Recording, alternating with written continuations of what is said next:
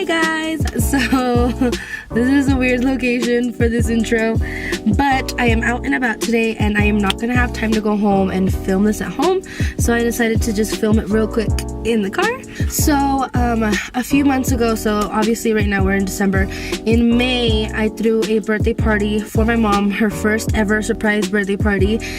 So I filmed a lot of the decorations that I did because most of the decorations obviously were handmade. The only things that I bought were obviously the balloons that I would need to inflate and the tablecloths and stuff, but I decided that since we were kind of tight on money but I wanted to throw the party all at the same time, I decided to make the decorations myself. So that's what I did, and I filmed it for you guys. I just never shared it. I never really got down to editing and putting it together. I just saved the footage and decided that I would do it later.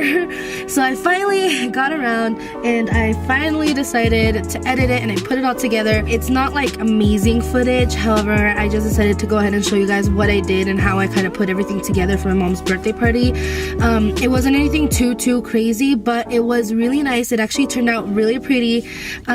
She loved it, and like I said, it was her first ever surprise party, so she freaking loved it. But hopefully you guys kind of get some tips and tricks and ideas for any parties that you're gonna be doing. I think I've talked enough, so let's go ahead and get into the video. Alright guys, so starting off, we are going to begin with how I did my centerpieces. So I got a bunch of these cardstock papers from Walmart. They're polka dotted. They come in a pack of a bunch of different colors. I only used the purple just because that's the main color that I used for her party since it's her favorite color. So I am going to need 2 circles per centerpiece. So I was able to do pretty much 2 centerpieces per page, so I think I used about 6 or so pages, and all I did was start off by tracing the circles, and then after they're obviously traced, we cut them out.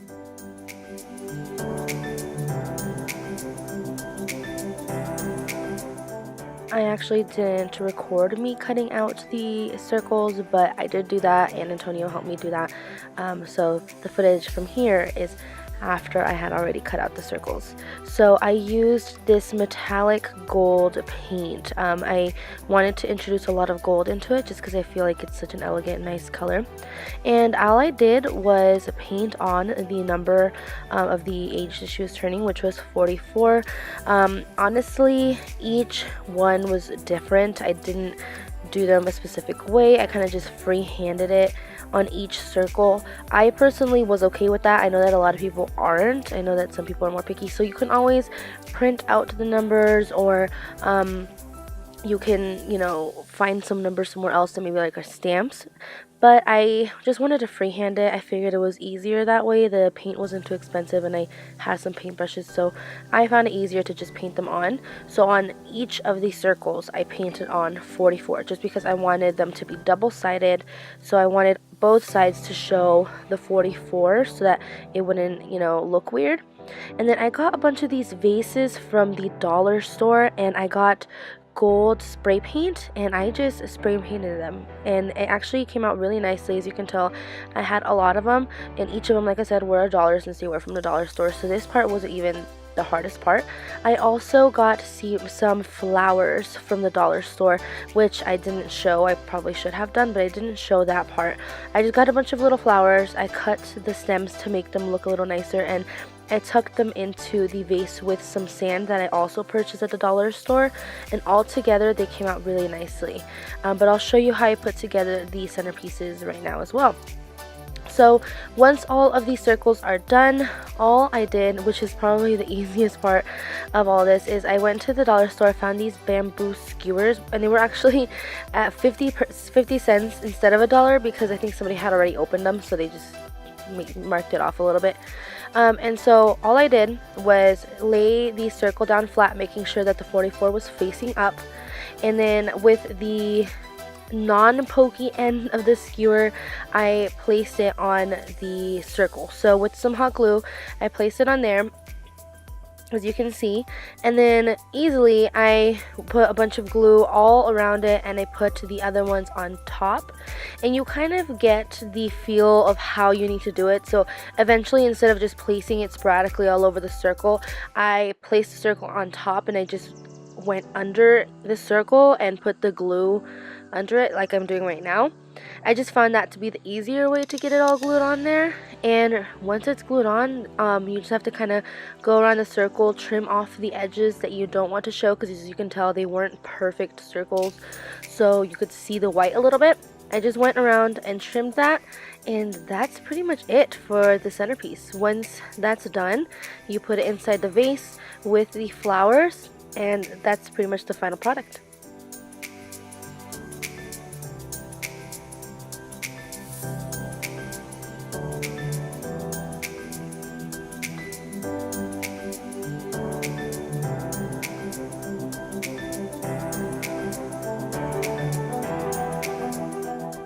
So like I said, you can tell I kind of got a rhythm for how to glue them on. It just became easier the more you do it. And this is how they turned out. I didn't get footage of putting it all together because at the day that I did it, it was just too much. But I think it came out really cute for being handmade. Alright, so moving on to the next DIY, I made some tissue paper flowers. I kind of wanted to show you how much I had. So I have, it looks like 2 of the yellow in the middle that I wanted. I used about 6 or so of the white, and then another 2 of the green at the bottom. So it's kind of just so it'll look like an actual flower. And I don't know how to explain this too well, to be honest, but you pretty much begin to fold it accordion style. So you fold it up about an inch or so, an inch and a half, depending on however you want it. You can make it a lot smaller or bigger. You fold it in, and then you fold it again, but backwards. I struggled a lot with this. It kind of helps if you have some sort of like clamp or paper clip or something that you can put at the other end of the tissue paper so that it won't come undone, because my biggest worry was having it come undone. Again, I didn't actually do this perfectly. There was a lot of edges, and like at the end you'll see that it wasn't perfectly aligned, but it still worked out pretty well in the end. So pretty much you're just going to continue folding this forward. The yellow paper in the middle I cut, so it was like a full size, but I just cut it to make it smaller. And then once you already have it folded, you spread them apart again, and you're gonna kind of take each piece apart by color. So I tried to spread it out, and then you're gonna take away or separate the yellow part, and then after you separate the yellow part, the white part and the green. It just makes it easier to cut so that you're not accidentally cutting into a different color that you want to do.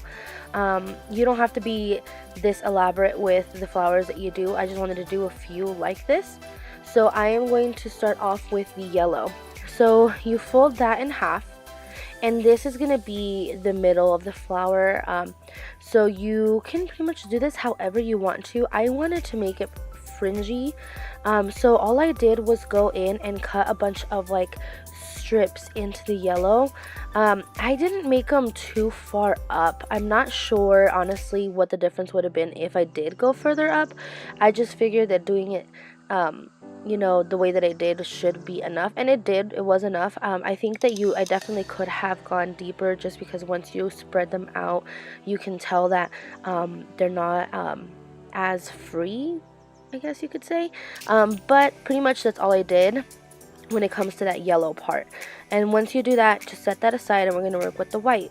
The white part you also fold in half. Again, you don't have to do this in white, you can do it in any color because I did it in multiple colors, but we're starting off with the white obviously. So with the white, I wanted this to look I didn't want it to be too sharp, and I didn't want it to look kind of boring, so all I did was do like a half circle cut on each side, and that is the way that I did it for that one. And then going down to the green, I made this one into a pointed cut, just because I figured the green kind of represents the leaves, and leaves aren't really a circled edge. They're most of the time they're sharp. Not all the time, but I just figured it would make sense when it comes to these flowers. So that's how I did those ones. Now once you have them all cut, you're going to put them back together in the way that you had them originally. So you lay down the green, obviously, because it's easier to do it that way, and then over on top you lay the white and make sure that it aligns nicely and it aligns the way that it should, because you don't want it to mess up from that. And then after the white, you just place the yellow in the middle and kind of place it as centered as you can. Obviously there's only so much you can do, but I think I did pretty well, not too shabby. And then once they're all put together again, you're gonna get them like folded up again, and you're gonna find the middle piece that we had folded in each and every one of them. I decided to tie a piece of ribbon to it. I figured that would be the easiest way to do it, so I just tied the ribbon, and I tied it multiple times to make sure that it wouldn't, come off. And then the easiest part of it all, but also the most tedious, is pulling apart the layers. You don't want to pull too hard because you can rip through the tissue paper, so you have to be very careful. But all I did was pull each layer up to make sure that it was up, and then once they were up is when I decided to go back and kind of fix them and make it look nicer. I did eventually have to hot glue some of the layers at the very bottom, because as you can tell it's split in half, but I did go back and hot glue the ends to make it look more full and put together, and that's pretty much it. It is a little tough, it's very tedious, but it's easy to do. And as you can tell, I did a lot of them. I did, some without the yellow in the middle that were just basic, and I bought some white ones. The white ones are the only ones that I bought. The rest of them I made myself. And moving on to, I believe, the last DIY, I wanted to make a backdrop for where my mom would be, or where she would be sitting, I guess you could say. And so I had these wooden dowels that I had bought previously that I was gonna make something out of, and I ended up not using them for that. You can buy these, I think I bought these at Lowe's, and they were not that expensive. I only used one. I could have honestly used more than that, but I only used one. I got some string and I hot glued it to both of the ends, so that way I could use this string to hang it up. And this is fairly easy. You just put a dot of glue to make the string stay, and then you can continue wrapping it around and just add glue whenever you feel it necessary. Like I said, I could have used probably another dowel of these, but I decided to just make it easier on myself and only use the one. And then once you have that rolled up, you kind of just obviously snip it off, and we begin to work on the dowel itself. And so I wanted to make it easy on myself, and I used streamers from like the dollar store. The big circle, the light purple ones that I found, I actually got at Walmart for 97 cents, something like that. So I thought it would be easier for me to kind of mark a line across of where I needed to glue these streamers. For some reason it just made sense in my head. I'm not sure if it would have made any difference, to be completely honest with you, but in my head it just made sense to add that line so that I know where the streamer has to go, and it won't end up all messed up in the end. So once I did that, I laid it back down on the floor. I found it a lot easier to do on the floor. I laid it back down on the floor, and you pull out your streamers. Like I said, I got these 2 packs at the dollar store, and then the single ones I got at Walmart for 97 cents. So don't sleep on your Walmart. Check your Walmart too, because sometimes they have better colors than the dollar store does, because I couldn't find any other colors at the dollar store.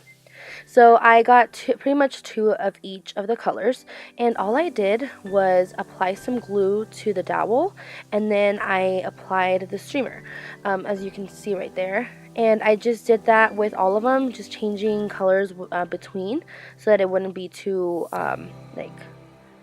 too basic. So I kind of just went through, and the first thing I did was just apply them.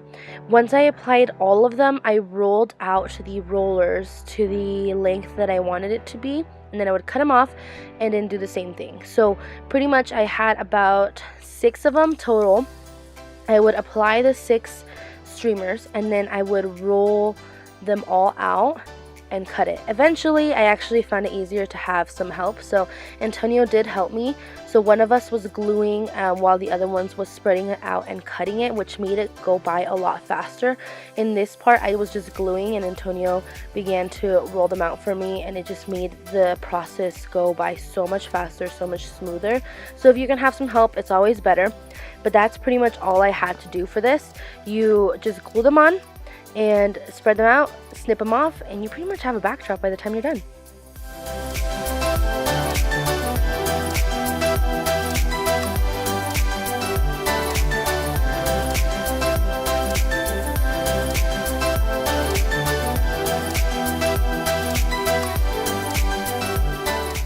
And this is the final product. I hung it up so you can kind of see what it looks like. It came out really nicely, and it was super easy and very inexpensive to do. I'm going to show you right now a few pictures of what it looked like. Like I said, I could have used another dowel to make it look a little bit more full, but I think it still turned out really nicely. And then I just used some decorations and fans from Walmart and the balloons from Party City. Alright guys, so that's pretty much all that I have for you today. I really hope you guys enjoyed the video. I know it's not great footage, however, I thought it'd still be nice to share, because sometimes people like to throw parties. At least when I do, I like to YouTube, you know, DIY stuff, because I like making a lot of this stuff. So hopefully you guys enjoyed it. I know it's nothing too crazy. I was on a tight budget at the time, but I still think it came out really nice for the budget that we had. So I really enjoyed it, and I hope you guys did too. I'm also gonna be throwing my dad his big 50th birthday party. I'm gonna make a lot of stuff for that too. It's in the year that's coming up, so stay tuned for that. Don't forget to give this video a like, subscribe down below, and turn on your notification bell so that you won't miss out on any future videos. Like I said, there's some new stuff coming up pretty soon, so stay tuned for that. Notification bells will help you stay on top of it. And comment down below if you guys want to see anything, if you guys have any opinions on the decoration, or if you want me to do any specific videos. I'd be totally down to make some more of any of you guys' ideas. But that was pretty much it for today, guys. Thank you so much for watching, and I'll see you guys next time.